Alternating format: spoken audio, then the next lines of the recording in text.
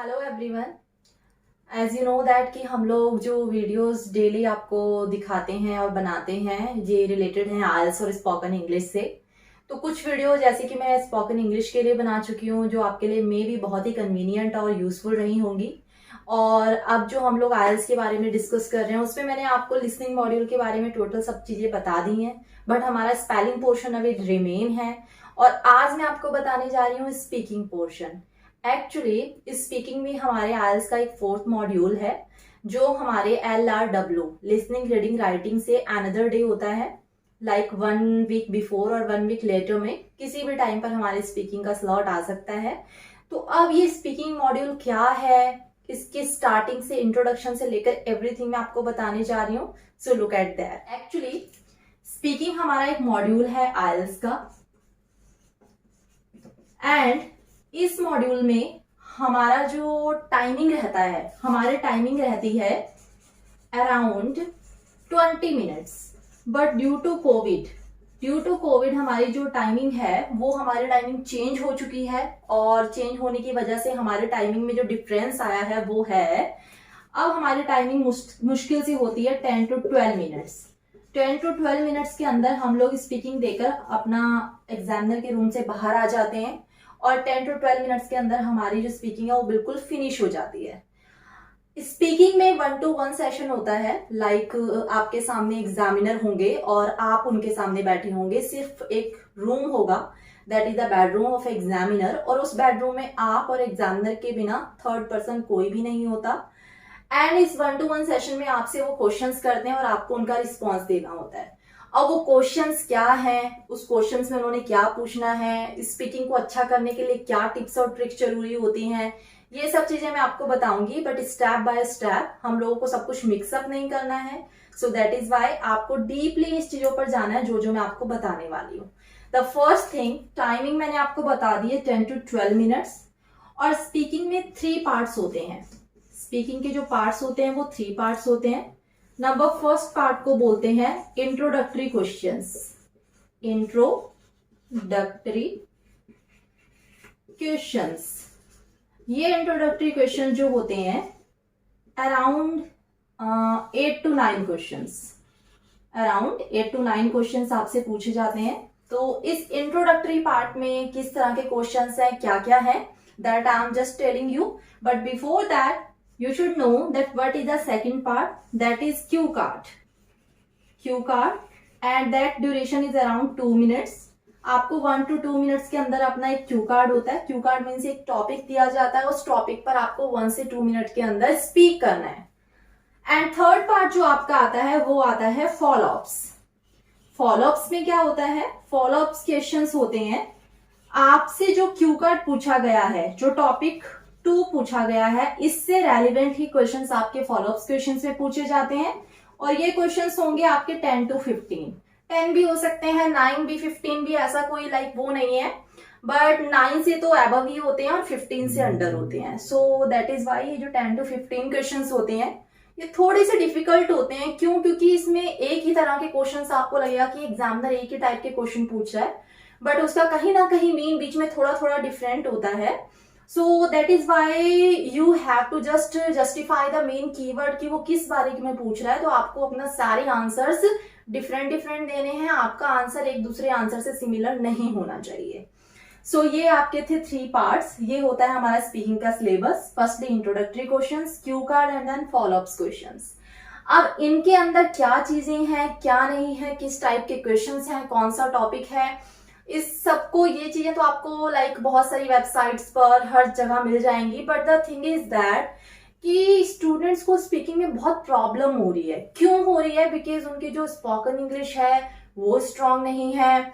Moreover वो जब examiner आपसे क्वेश्चंस पुट करते हैं तो स्टूडेंट थोड़े हेजिटेट हो जाते हैं, नर्वस हो जाते हैं। और ओवरऑल कई स्टूडेंट्स ऐसे होते हैं जो बोलते हैं कि हम बहुत अच्छा स्पीक करके आए हैं, बट इवन देन हमारा 5.5 और 5 तक स्कोर रह गया है। ऐसा क्यों? What is the reason behind it? So, सबसे पहले हम स्पीकिंग के ट्रिक्स को फॉलो करने जा रहे हैं कि ऐसी कौन कौन सी चीजें हैं जिनको ध्यान में रखकर हम लोग अपनी स्पीकिंग को इम्प्रूव कर सकते हैं एंड अच्छे बैंड से स्कोर कर सकते हैं। सो सबसे पहले वो मैं चीजें बताने जा रही हूं आपको, वो है number 1 grammar, number 2 pronunciation, number 3 content means thought, जो आपके थॉट्स होंगे, और उसके बाद आपका आता है बॉडी लैंग्वेज, बॉडी लैंग्वेज के बाद आपका आता है, बॉडी लैंग्वेज के आप बाद लिख सकते हो ड्रेसअप, उसके बाद फ्लुएंसी और कॉन्फिडेंस। एक्चुअली ये जो हमारे इतने जो मैंने आपको वर्ड्स लिखवाए हैं, हमारी जो स्पीकिंग की फाउंडेशन है ये इसी पर डिपेंडेंट है, और इसी के ही अकॉर्डिंग हमें बैंड्स को हमारे बैंड्स को क्लासिफाई किया जाता है, हमें बैंड्स इन्हीं सब के अकॉर्डिंग मिलते हैं। तो ये जानना बहुत जरूरी है कि किस टॉपिक का क्या मैटर है स्पीकिंग में। इसको जाने बिना आप स्पीकिंग की कितनी भी प्रैक्टिस कर लीजिए, आपके बैंड्स उतने नहीं आ सकते जितने आप डिजर्वेबल हो। So that is why first of all grammar. Actually speaking में अगर मैं आपको स्ट्रेट फॉरवर्ड बोलूं तो ग्रामर तो बहुत इंपॉर्टेंट है, बट फिर भी मैं आपको एक बहुत इजी वे बताना चाहती हूँ। ग्रामर में आपको सिर्फ 3 टेंस जज करने हैं। वो आपके 3 टेंस जो होंगे वो होंगे प्रेजेंट, पास्ट और फ्यूचर।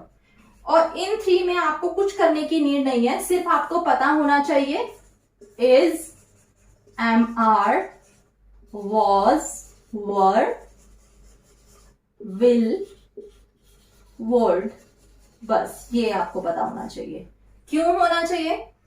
अगर उसने आपसे, एग्जामिनर ने अगर आपसे क्वेश्चन पूछा है do you like to go there, do you like to go there, so do you means अगर आपसे उसने क्वेश्चन पूछा है डू और डज में, अगर आपके क्वेश्चन का जो फर्स्ट वर्ड डू और डज है तो आपका सारा आंसर इज एम आर में जाएगा, मीन्स प्रेजेंट में, और सिंपल प्रेजेंट इंडेफिनिट में जिसमें से फर्स्ट फॉर्म आती है, yes I go there, like that. उसके बाद आपका जो, अगर एग्जामिनर ने पूछ लिया है डिड, आपको क्वेश्चन में डिड पूछ लिया है, did you have the similar hobbies in your childhood which you have right now, अभी आपके पास जो हॉबीज हैं यही आपके पास चाइल्डहुड में भी थी, तो थी डिड, सो आपका सारा आंसर वॉज वर या फिर सेकंड फॉर्म में जाएगा।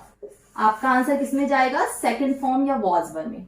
उसके बाद एग्जामिनर ने पूछा if you will get chance so would you like to visit foreign country, so would you, अगर आपसे एग्जामिनर ने वुड या विल में आंसर पूछा है तो आपका सारा आंसर विल वुड में जाएगा plus first form.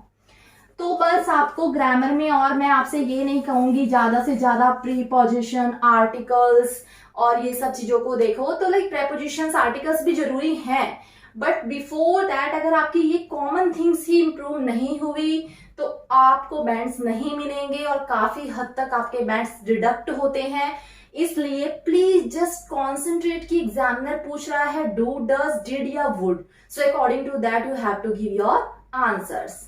After that आपका आता है प्रोनाउंसिएशन। प्रोनाउंसिएशन में क्या होता है, बच्चे जो वर्ड्स की इंग्लिश है वो एप्रोप्रिएट नहीं बोल पाते हैं। जैसे बच्चे बोलते हैं technology, that is not technology, that is a technology.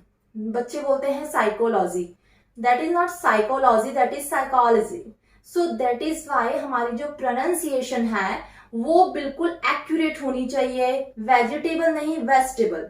So these kind of words आपके नोटिस किए जाते हैं कि आपकी प्रोनाउंसिएशन कितनी एक्यूरेट है कितनी नहीं है, तो please just do work on that also. उसके बाद बात करते हैं कंटेंट थॉट्स, यानी कि आपसे जो क्वेश्चन पूछा गया है आपको जो आंसर है बिल्कुल उसी के रिलेटिवली देना है। जैसे कि उसने पूछा है which is your favourite colour, he didn't ask why, so why are you giving answer of why also, आपको बोलना है actually there are many colors and I like 3 to 4 colors but one of them my favorite color is red, तो मैंने answer को बढ़ाया भी है, but उसी के अंदर मैंने सिर्फ उतना ही स्पीक किया जितना मुझसे पूछा गया है। अब मैं सिर्फ एक लाइन में तो आंसर दे नहीं सकती कि my favourite colour is red, तो इसलिए मैंने क्वेश्चन को घुमा के इस तरह से बोल दिया है, ये बोलने की बजाय। अब बच्चे, अगर आपसे ये क्वेश्चन पूछा जाता है which is your favourite colour, तो बच्चे रिस्पॉन्स करते हैं My favorite color is red because it is very attractive, it suits on my personality. So ये सब चीजें, ये अगले क्वेश्चन का आंसर आप दे रहे हो। अब जब आप ये क्वेश्चन फिनिश कर देते हो तब आपका नेक्स्ट क्वेश्चन उसने उन्हें पूछना था Why do you like red? तब आपको ये आंसर देना था। दैट इज वाई आपके जो थॉट्स हैं, कंटेंट है, बिल्कुल रेलिवेंट होना चाहिए। आप आंसर से डिस्ट्रैक्ट नहीं होगे, आपको बस वही आंसर में स्पीक करना है जितना पूछा जा रहा है। After that body language. Body language बहुत नेसेसरी होती है, बहुत। आप जब रूम में एंटर करते हो, like you will just do knock. Knock करने के बाद आप रूम में गए हो, may I come ma'am, may I come sir, you have to ask, और अब आप अंदर रूम में चले गए हैं। अब आपने अंदर जब रूम में एंटर किया है तो आप बैठने से पहले बोलेंगे good morning sir, good afternoon ma'am, what ever जो आपको ग्रीट करना है अपनी स्पीकिंग के टाइम के अकॉर्डिंग आप उसे ग्रीट करेंगे। Then after you will ask may I have sit ma'am और कैन आई सिट मैम, तो उसको पूछने के बाद वो बोलेंगे श्योर यू सिट, तब आपने बैठना है। तो वहां से आपकी बॉडी लैंग्वेज का पता लगता है कि आप क्या कर रहे हो, कैसे कर रहे हो। उसके बाद जब आप चेयर पे बैठ जाते हैं तो आपकी जो बैक है वो चेयर से टच नहीं होनी चाहिए।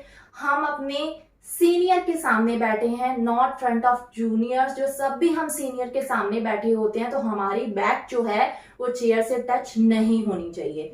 हमें स्ट्रेट बैठना है, चेयर से दूर होके बैठना है। एंड जो हमारे हैंड्स हैं वो उनके टेबल पर नहीं जाने चाहिए। हमें ऐसे करके नहीं बैठना है because it's table is there.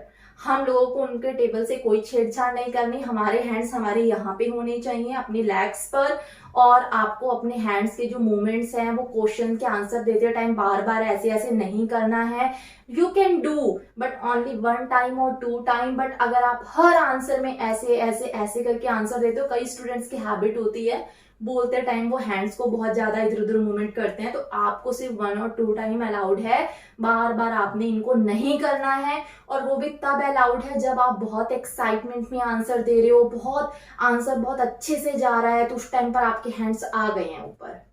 After that आपका क्या आता है बॉडी लैंग्वेज में, और सबसे इंपॉर्टेंट थिंग आती है eye contact. Actually eye contact is necessary. क्यों?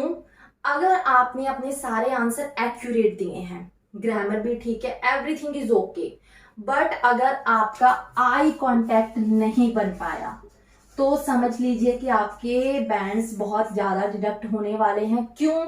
क्योंकि आई कांटेक्ट से, बॉडी लैंग्वेज से रेलेवेंट होता है हमारा कॉन्फिडेंस। हमारा कॉन्फिडेंस जज होता है सिर्फ मोस्टली हमारे आई कांटेक्ट से। आई कांटेक्ट से कैसे? अगर हम आंसर्स एग्जामिनर के आई कांटेक्ट बनाकर दे रहे हैं तो it means we have enough confidence. So that is why हमारा आई कांटेक्ट बहुत अच्छा होना चाहिए। हमारा आई कांटेक्ट बहुत जरूरी होता है। अगर आप वॉल पर इधर उधर देखकर आंसर देते हो तो आपको मार्क्स नहीं मिलते हैं अच्छे। So please just maintain eye contact. उसके बाद आपकी बात आती है ड्रेसअप की। ड्रेसअप में लोग बोलते हैं like if we have capability, if we have like intelligence thing, so हम ड्रेसअप की कोई नीड ही नहीं है। But I think you heard that कि first impression is the last impression, as we know that it is a formal exam, so it is very important to dress up well and formal because of इस formal exam में हमारा dress up जो है वो बिल्कुल formal होना चाहिए। हम कोई भी घर के कैजुअल कपड़े पहन के नहीं जा सकते हैं, उससे हमारा जो फर्स्ट इंप्रेशन है वो बहुत खराब हो सकता है। सो दैट इज वाई आपको एक फॉर्मल लुक देना है। कोई लाइट सी कलर शर्ट इन करके, ट्राउजर, ठीक है, उसके बाद फॉर्मल से शूज और फॉर्मल सी hair style, like not like ज्यादा फैशनेबल अपने आप को शो ऑफ नहीं करना है वहां पे, और कोई भी ज्यादा heavy ornaments, jewellery, whatever you don't have to wear. So ये आपका ड्रेसअप भी बहुत ज्यादा जरूरी इंपॉर्टेंस रखता है। उसके बाद आपकी बात करते हैं फ्लुएंसी पर। कई स्टूडेंट सोचते हैं कि हम जितना इंग्लिश को तेज बोलेंगे हमें मार्क अच्छा किया जाएगा, but it is a completely misunderstanding. ऐसा कुछ नहीं होता है। इंग्लिश को हमने आराम आराम से बोलना है, जैसे कि हम हिंदी और हिंदी में बात करते हैं। और अगर आप इसको बहुत स्पीडली लेकर जाते हो तो that is called cramming. Like रट्टाफिकेशन, सो दैट इज वाई हमारे मार्क्स डिडक्ट होते हैं। इसलिए हमारी जो फ्लुएंसी है बहुत ही आराम आराम से लेकर जानी है। जैसे कि I love many colors but my favorite one is red. This is the correct fluency and you don't have to say I love many colors but my favorite color is red. That is completely wrong. So that is why आपको इस चीज पर भी जरूर focus करना है। और रही कॉन्फिडेंस की बात, आपकी वॉइस में हेजिटेशन, आपके फेस पे स्वेट और आपका लाइक एकदम से बहुत हेजिटेट हो जाना और लाइक आंसर्स को इधर उधर कर देना, सुन ना पाना अच्छे से, ये आपके कॉन्फिडेंस को लो कर सकता है, उनको शो कर सकता है कि आपके अंदर कॉन्फिडेंस नहीं है। इसलिए आपको जो अपना कॉन्फिडेंस है बहुत ही बिल्डअप करके रखना है। यू नो व्हाट, ये सब चीजें थी बहुत ही इंपॉर्टेंट। और इसके बाद भी अभी स्पीकिंग में बहुत कुछ है जो आपके लिए जानना बहुत बहुत जरूरी है। अभी तक तो हम इन 3 पार्ट्स पर आए भी नहीं है, बट बिफोर दैट आपको बहुत सारी चीजें जानना इंपॉर्टेंट है। उसके बाद ही आप ये तीनों पार्ट्स को कवर कर सकते हो। एंड इसका समअप देते हुए मैं आपसे यही बोलूंगी, स्पीकिंग हमसे नेचुरल एक्सेंट मांगती है। हमें जाना है रूम के अंदर, एग्जामिनर के साथ बैठना है, जस्ट 10 मिनट्स का चिल अप करना है। वो हमसे टॉकिंग कर रहा है, आप ये समझ लो आप टूरिस्ट प्लेस पे कहीं घूमने गए हो, कोई फॉरेनर आया है आपसे फॉर्मली बात कर रहा है और आप उसके साथ कॉन्वर्सेशन कर रहे हो, दैट्स ऑल। आपको ये माइंड में रख के नहीं जाना है कि मुझे इतने बैंड्स अचीव करके ही बाहर लौटना है, वॉट एवर। उससे बच्चे का कॉन्फिडेंस लेवल कहीं ना कहीं डिग्रेड हो जाता है। सो दैट इज वाई इसके समअप के अकॉर्डिंग आपको एक नॉर्मली चिलअप करना है एग्जामिनर के साथ बैठकर, उसके साथ इंग्लिश में टॉकिंग करनी है, दैट्स ऑल। उसके बाद आप खुद देखना आपके बैंड्स कितना अच्छा स्कोर करेंगे। एंड इसके बाद जो आपको मैं बताने वाली हूँ that is also too important and most important, so that if I don't forget to watch next video related to speaking and after that I will tell you step by step part 1 में किस type के questions होते हैं, answers long होने चाहिए या short. बच्चे अब तक यही सी चीज में बहुत कंफ्यूज है कि आंसर शॉर्ट हो आंसर लॉन्ग हो, तो इस चीज को लेकर भी आपकी सारी कंफ्यूजन को मैं दूर करने वाली हूँ। So please don't forget to watch next video and thank you so much for watching this video. Thank you.